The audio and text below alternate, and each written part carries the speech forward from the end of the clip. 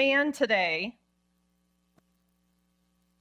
was a different sort of man, and yet he was like a lot of us. He was a guy that entered this world holding on to the heel of his brother. He was a twin.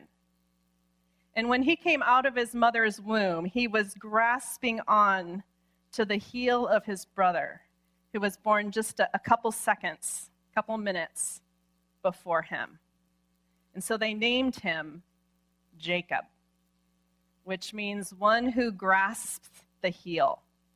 It can also mean deceiver. And I don't know about you, but I would not like to grow up with a name that meant deceiver. Does anybody here want to sign up? You know? And Jacob had a way about him. And you know, he had this twin brother by the name of Esau. And Jacob and Esau, there's probably, growing up, they probably tussled, they probably wrestled, they probably had fun together. But Jacob was kind of scheming. And he was looking for ways to get ahead. And so in that time, in that culture, and we're in the book of Genesis today. If you want to kind of follow along, we're in Genesis chapter 32 and 33 and some other places too. It's a longer story. But Jacob was a little bit of a schemer.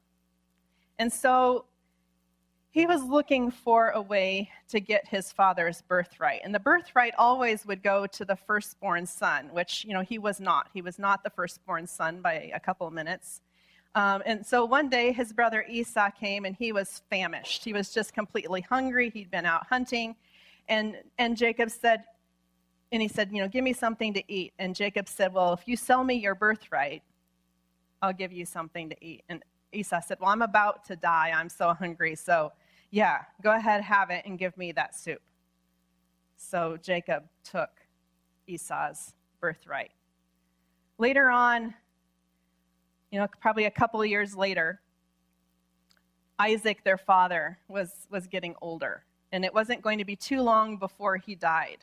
And so he called his oldest son, Esau, to him, and he said, you know, go prepare a meal for me and bring it to me, and I am going to give you my blessing. I'm going to give you my blessing before I die. Well, Rebekah, who was Isaac's wife, Jacob and Esau's mother, she overheard the conversation, and she pulled Jacob to her side. Jacob was, for all practical purposes, her favorite son. And she said, you know what? Your father just told Esau to go out and get some wild game and prepare it, and he's going to give him his blessing before he dies. Here, I'm going to fix some food. I know how your dad likes things. And I want you to take this animal hide, and I want you to attach it to yourself because Esau's really hairy and you're not. And I want you to go in and take this food that I've prepared to your father, and I want you to pretend to be Esau, and I want you to get the blessing. And Jacob was a little bit dubious. You know, he said, Dad's going to figure this out.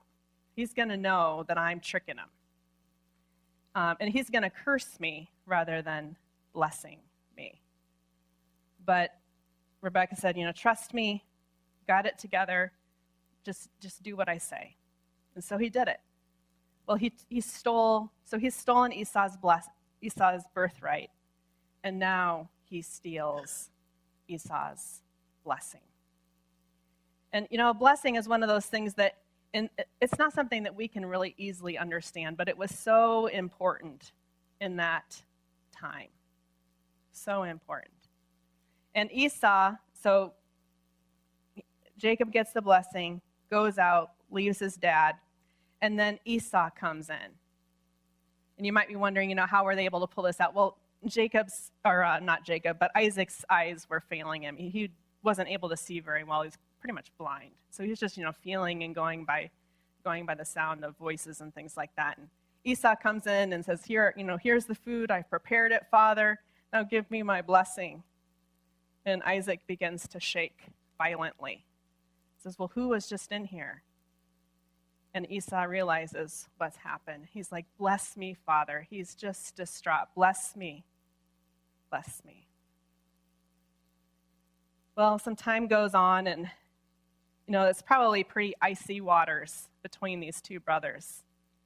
And Rebecca, she's listening to things. She's like a mother does. She just kind of has a sense of what's going on in between her sons. And she knows that Esau's not happy. And he's going to, when Isaac dies, he's going to go after Jacob and he's going to kill him. So she goes to her husband and she says, you know what? I think we need to send Jacob away. He needs to go back to my family in Paddan Aram. And he needs to find a wife from there, because these wives that Esau has married, they're driving me nuts. I can't stand them. He needs to find a different kind of woman. He needs to find a woman from my family, one of my brother's daughters. That's who he needs to marry. So Isaac calls Jacob to him and he says, go back to your mother's family and find a wife. So Jacob goes. He's basically fleeing from Esau and from Esau's wrath. Esau's going to come for him. And he goes. Well, many, many years pass. Make a long story short, Jacob marries two of his uncle's daughters. That in itself is a big, long story. He ends up with 4 wives, basically, and 11 children at this point. He has 11 sons and 1 daughter at this point. And he's worked for his uncle Laban, his sister's, or his mother's brother, for lots of years. And, Jacob was a deceiver, but Laban, his uncle, was also a deceiver. And Laban had cheated Jacob and changed the terms under which Jacob was working for him numerous times. And, Jacob's probably just holding on. And he's building up his flocks. He's building up his wealth. He has all these children. He has these wives. God has blessed him in amazing ways. It's a different culture. They practice polygamy then. We don't do that. But it's different. And God has blessed him in many, many different ways. And God comes to him and says, you know what? It's time. It's time for you to go back to your father's house. It's time for you to go back to the land that I've told your family to go to and that I've told your family to inhabit. It's time for you to leave Laban and go back. But Jacob is afraid because he knows his uncle and he knows how scheming his uncle is. Probably because he's kind of like him. He knows his games. And so he decides, you know what, we're going to have to just leave. We're not going to be able to say goodbye. We're just going to have to get out of here. And so he calls his wives to him, his two wives, and they are in agreement. They said, you know what, our father has spent all of our dowry, all of the Social Security that was, that you gave him in case something happened to you, and he had to take us back and take care of us and provide for us. He's spent all that. They're disgusted with their dad, and they're ready to leave. So Jacob packs up his family, he packs up his herds, and he leaves. They just go, just disappear. And about a week later, Laban figures it out or finds it out. And it says that he takes his relatives and he travels after Jacob. Finally finds them, and Laban's angry, but they make a truce, and they agree to part ways. And it's just after this point, when Jacob has just, finally said goodbye to Laban. They've parted ways on patched up, peaceful terms. They're not going to go to war with each other. Laban's not going to take back his daughter and his grandchildren, even though he says, they're my children. they finally patch things up, and they've gone their separate ways. And it's just after this, and they're traveling. And Jacob comes into a camp. And it's one of those things that as we're reading scripture, we don't necessarily understand. But he's greeted by angels. And he says, this is none other than the camp of God. And he sets up camp for the night. Now Jacob, he's just gotten through that big thing with his father-in-law. And he's getting close to the land of his brother. And he sent messengers ahead to his brother, Esau, saying, Jacob is coming and trying to kind of patch things up, prepare the way, because last time he saw his brother wanted to kill him. And Jacob is there in the camp, and his stomach is in knots. He is a mess. Just thinking about what could happen. And he prays to God. I'm going to read his prayer. And it says this. It says this in verse 9 of chapter 32 of Genesis. Then Jacob prayed, O God of my father Abraham, God of my father Isaac, Lord, who said to me, go back to your country and your relatives, and I will make you prosper. I am unworthy of all the kindness and faithfulness you have shown your servant. I had only my staff when I crossed this Jordan River, but now I have become two camps. He's become two camps because he was so afraid of Esau coming and attacking him that he took half of his wives and half of his children and put them in one camp and the other half over here. So if one camp was attacked, maybe the other would be saved. Save me, he says, I pray, from the hand of my brother Esau, for I am afraid he will come and attack me, and also the mothers with their children. But you have said, I will surely make you prosper, and will make your descendants like the sand of the sea, which cannot be counted. If that sounds familiar at all, God made a similar promise to Abraham.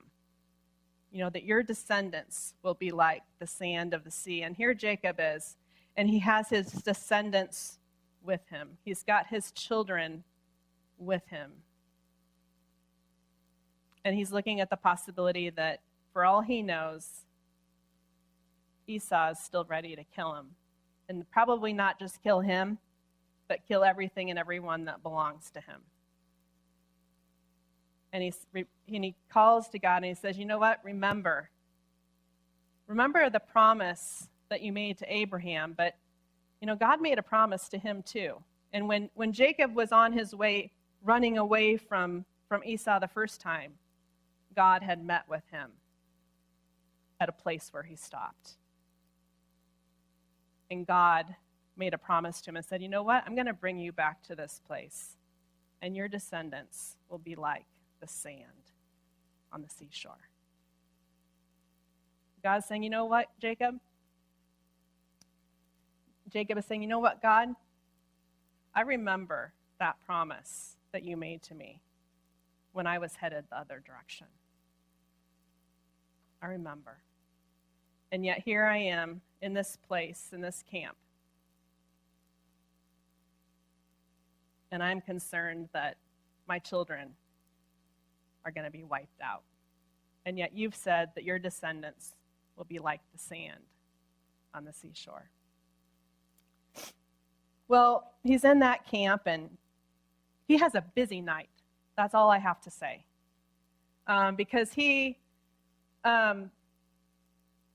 gathers up animals, lots and lots of animals, and sends them ahead to his brother Esau. He's, trying to make a peace offering with him, trying to set things up so things go well. He takes his wives and his children, and he sends them across the river Jabbok during the night.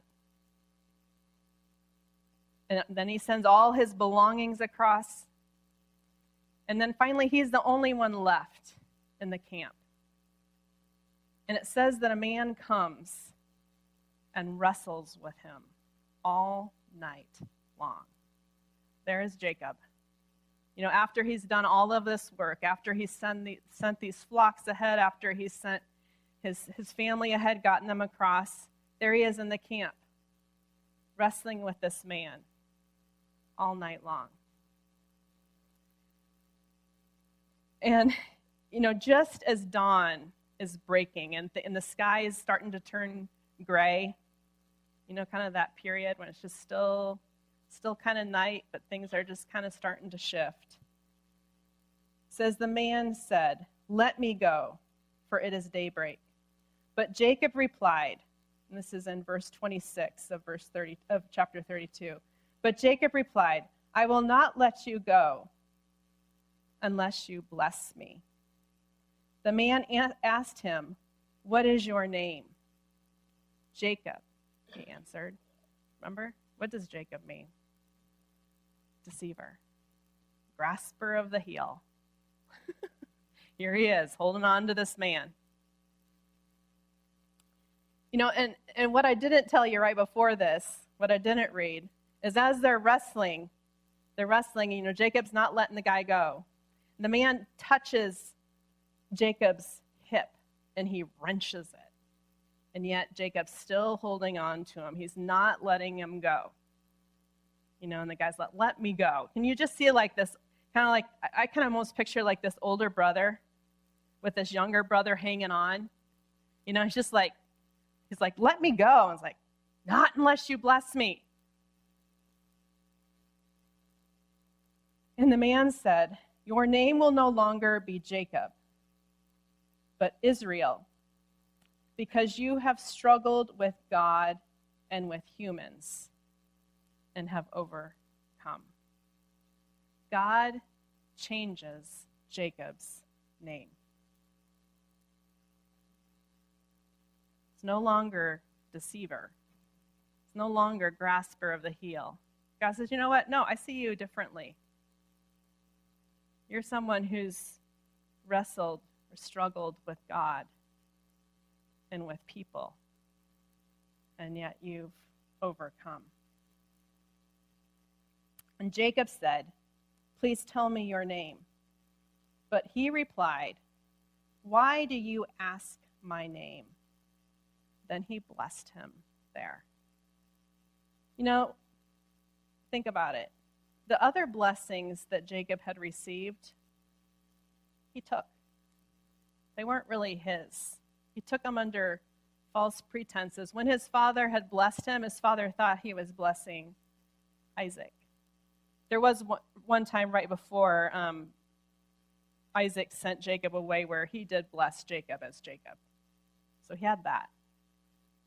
But how significant is it here that Jacob is blessed as his own person, as his own self?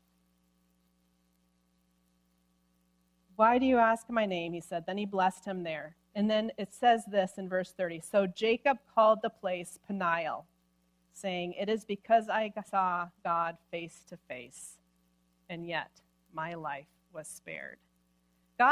Jacob asked the guy his name. And the guy basically said, "Why are you asking me my name?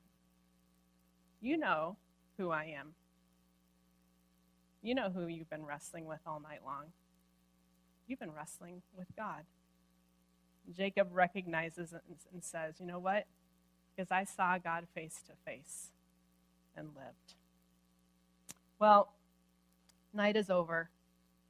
Esau's coming. And the story goes on. They make peace. Jacob heads with his animals and his family to Shechem, area near where he grew up. If you remember last week when we had the two mountains on either side and had the valley here, that was the valley of Shechem. Fast forward, several hundred years. It was last week. We're going back in time today. Jacob settled in Shechem. And it says that he settled there, and he built an altar. And he named it this. He named it El Eloah Israel, which means God is the God of Israel. In other words, God is my God. God is my God. And all throughout this season of Lent, these days leading up to Easter, we've been focusing on different altars throughout Scripture. And Jacob's altar reminds us that God invites us to surrender to him. And what did surrender look like for Jacob, this deceiver, this man who was grasping the heel, who was always trying to grasp things, grasp people? Here he is. He's in a wrestling match with none other than God himself. His hip has been wrenched, and still he's hanging on. Guy says, let me go. Jacob, not until you bless me. What does surrender look like for Jacob? God, I'm going to cling to you until you bless me. Not because I'm trying to control you, but because I recognize that you are greater than I am and that I need you. I'm not going to let you go until you bless me. I am going to hold on to you. I am going to cling to you. So here's my question for us this morning. What would it look like for you this morning? What would it look like for me, for each one of us sitting here? We can only ask the question for ourselves. What does it look like for us to surrender to God? What does it look like for you to cling to God right here, right now, in your specific situation? What does it look like for you to cling to God?